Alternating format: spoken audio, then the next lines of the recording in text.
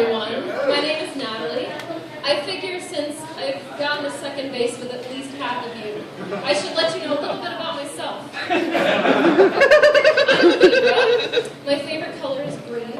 I work with dogs, and one time I made out with a squirrel. The first penis I ever saw was my father's. I will never, ever forget the memory of that sad, dying dick. My dad died when I was in high school, so I helped take care of him when he was sick at home. I helped feed, medicate, and bathe him.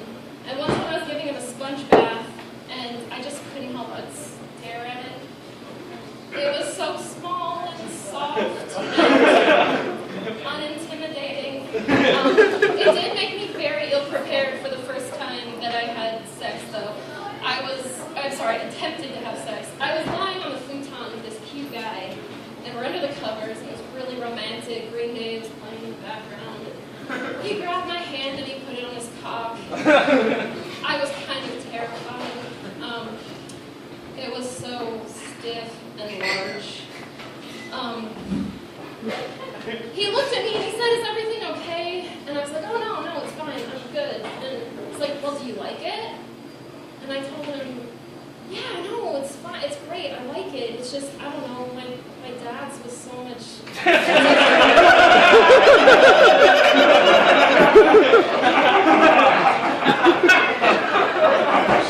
Shortly after my dad died, I was in high school. I was in the cafeteria with my friends, and I hadn't really talked to a lot of people about it. I hadn't mentioned it. But I remember this day in particular because my friend Amanda was having a crisis. Her boyfriend had dumped her that day, and she was so upset that her mom picked her up and took her home from school. And all my friends were voicing their concern about her and everything, and I told her, I was just sitting at the lunch table, and I told everybody, "Man, I feel really bad for Amanda, but, I'm surprised she went home, because, my dad died last week, and I'm still here." So my friend Celia, with, 15 years of worldly experience, said to me, "Well, Natalie, you knew your dad was going to die. Amanda had no idea her boyfriend was going to dump her." Well, Celia, we all know that 15-year-olds in relationships are together forever. So, yeah. So about that squirrel. I was